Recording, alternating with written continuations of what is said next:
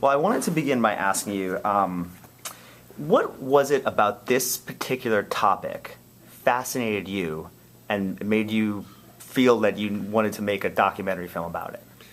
Well, topic, let's speak of the subject or the case of this film, a triple homicide, which was particularly fascinating for me because it was so senseless. The most senseless of all crimes.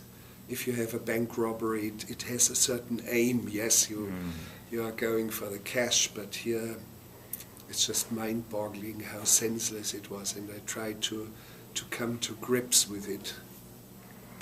To grips with the act, and then also the repercussions that come from that. Of course, yes, all the repercussions. So, of course, the film all of a sudden moves towards families of victims of these violent crimes, actually a triple homicide. And it tries to explore the feelings of the Deathhouse chaplain, because one of the two perpetrators was executed 8 days after I had a conversation with him. And I'm speaking to the former captain of the tie-down team, which means the 5 guys who would strap you down on the gurney. And he, after 125 executions, all of a sudden has a breakdown and doesn't know why. He's got this violent shake. I ask him how bad a shake was it, and he says, well, it was a shake. And starts crying uncontrollably and doesn't know what's happening to him. But he has to give up his profession the very next day and loses his pension over it. And just listening to him is just totally unique. A wonderful man. How are you able to gain access to, was it easy to gain access to the subjects or difficult for you? Well, let's say to the inmates there are certain rules. You have to write to them, and only if they invite you for a conversation. The next step would be asking the warden. In one case, the warden just didn't allow it without needing to give you an explanation. And I would also always ask the attorneys, defense attorneys. In one case, an attorney told me, please don't do it. My client has a tendency to say stupid things. And we shouldn't jeopardize his possibilities in an appeal that's ongoing. So I immediately canceled that one. So, but otherwise, yes, that's the side of the inmates. Otherwise, the human beings out there, and I respect everyone, including the inmates as human beings, you have to establish an immediate rapport. I'm trying to look deep inside of them, and you have to find the right tone. And with every single one of the people who see on screen, I had less than 1 hour or 1 hour in my entire life. Oh, wow. So there's very, very little footage only.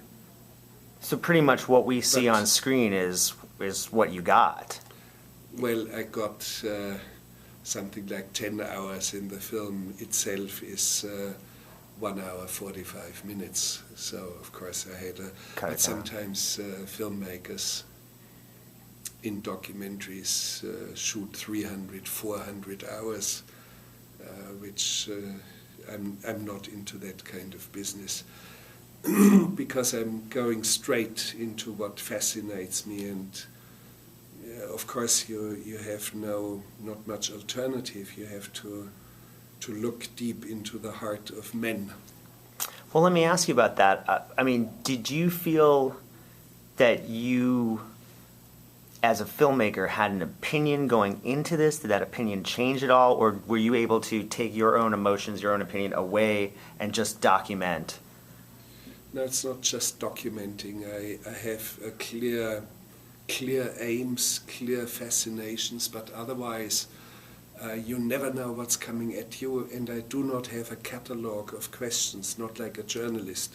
I engage in conversation, and with every single one you have to find immediately the right tone And it's quite different talking to an inmate on death row or talking to a family member of the victims or talking to the Deathhouse chaplain or talking to a young man who lives in Conroe, in Texas, where these murders happened, and he tells you immediately about a fight he had, and he was stabbed with a screwdriver, I don't know, 20 inches long almost, through his entire chest and survives it.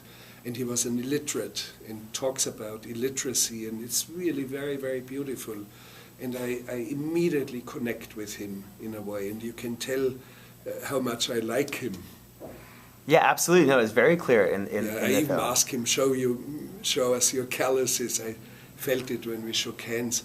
And I immediately felt some sort of connection with him because in high school I worked the night shift as a welder in a steel factory, and I always had these calluses, and I immediately knew this is a man for me. I gotta ask him. When you make a personal connection like that, yes. Does that change the film? Does that change what you're doing? Does it make it more difficult? Well, it changes the tone in which I'm talking to that young man. There's an immediate, you can immediately tell I really like this guy. And when I speak to Michael Perry, who was going to be executed, I tell him point blank in the first 120 seconds, I respect you as a human being. I even wear a suit, this suit here, which I hardly ever wear in my life today because there are cameras. But I say to him, I respect you as a human being, and the fact that your childhood was unpleasant or difficult does not exonerate you, and secondly, it does not necessarily mean that I have to like you. And he freezes for a moment, and I think then he says, okay, and he accepts it, yes. So I do not need to like him. I do not need to make an outcast hero out of him. I do not need to commiserate him. That's just the fact. He's on death row for a triple homicide. What? But let me add, yeah, please. of course, I'm not an advocate of capital punishment, and I respectfully disagree with the practice. Well, that's what I wanted to ask you about. From really delving into the subject and the research you did, and obviously the people that you talked to, did your opinions change at all about the death penalty, or what are your views now on this? No, not mine, because you see, I come from a different historical background. I have to insist on that. In Germany, under the Nazis, right. Capital punishment in excess. You could be executed for telling a joke on Hitler. Parallel to that, a program, and I mean a systematic program, to exterminate worthless life. That means you would be euthanized for being insane, for example, or retarded. Worthless life, you would be killed off by the state. On top of that, a genocide of 6 million Jewish people. So I don't even have an argument, it's only a story. End of story. Because of that, because of this different historical background, I do not need to think. Right. It's just in me and in my generation. Do you think that? But at the same time, I would be the last one to tell the American people how to handle their criminal justice.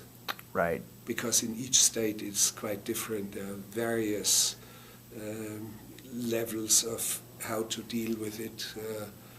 And Texas, where the film takes place, yes. That is, correct me if I'm wrong, the most, they have the highest death penalty rate in the United States. Is that correct?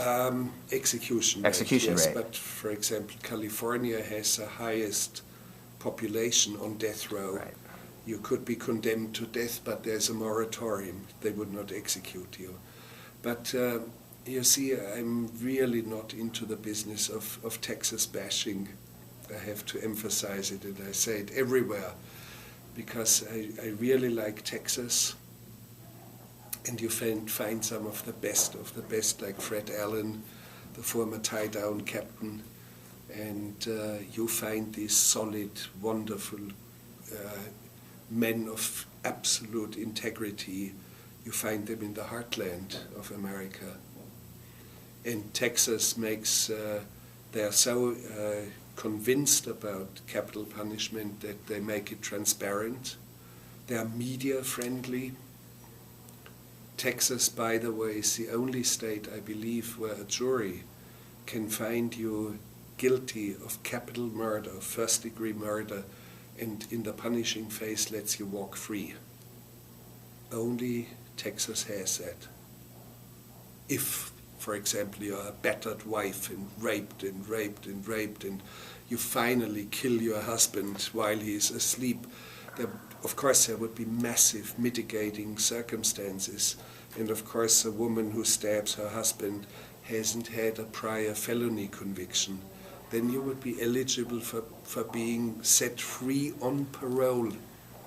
The day of you walk out of the courthouse as a free person. Wow.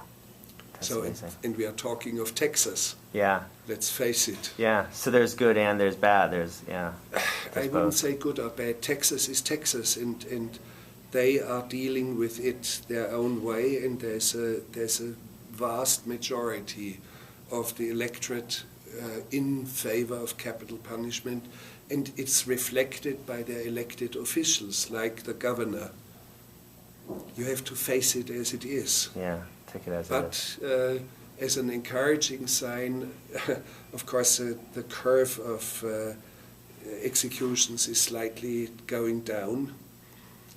The states that have capital punishment but put a moratorium on executions is increasing. So but it's not a thing that is going to go away overnight. When you look at Florida, for example, very, very much in favor, and I mean the vast majority of the population, or Texas, it's not going to go away. And but the signs, from my point of view, are encouraging. That's great. Well, it's a brilliant film, and I really enjoyed it. And it's Thank always you. a pleasure talking to you. You're one of my Thank you favorite very people much. to talk to. So Thank you. Thank you.